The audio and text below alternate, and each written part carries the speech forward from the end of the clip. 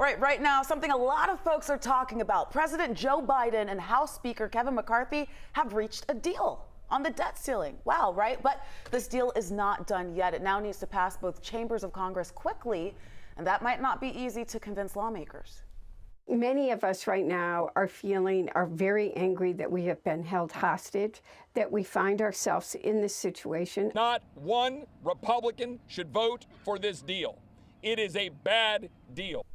So as you can see there, a deal has not yet been reached. Biden and McCarthy reached this tentative deal Saturday to suspend the nation's debt ceiling and cap non-defense spending for years. House Republican leaders want to put the plan to a floor vote on Wednesday. So the deal in its legislative form still has to pass both chambers of Congress and reach Biden's desk by next Monday, June 5th. That is the day Treasury Department now says the government will run out of money to pay its bills. And so if the debt ceiling deal is approved, the pause on federal student loan payments, some folks haven't been paying it for about 3 years, that will be in place and it could be lifted. So you might have to start paying again.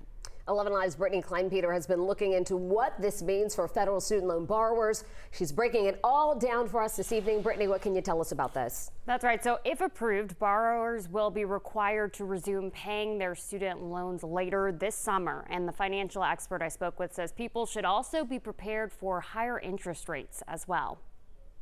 The number one thing that people need to remember is that interest rates have gone up from 3.5 years ago. Financial expert Ted Jenkins says in 2020, when federal student loan debt payments were first paused, interest rates were at 3%, but now they're about 5.5%. If you're a parent and you were paying plus loans, they're probably going to be north of 8%. So I would just anticipate a higher payment than you had pre-pandemic. The pause on student loans is one of the few remaining COVID-related relief measures still in effect and has been extended 8 times. But in the current version of the debt ceiling agreement, the pause would be lifted at the end of August. I estimate that the average student loan will be around $400 at this point. The Biden administration warned resuming student loan payments without being able to carry out their debt forgiveness plan could trigger a historic spike in defaults. And some say it would disproportionately affect communities of color. One of the biggest borrowers that benefit from the student loan pause would be African-American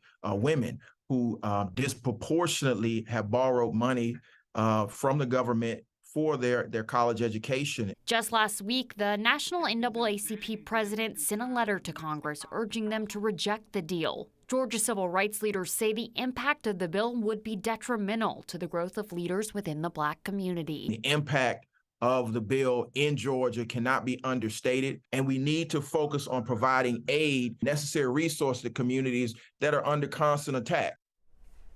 And the House is expected to begin the voting process tomorrow on that bill. All right, Brittany, thanks for that information.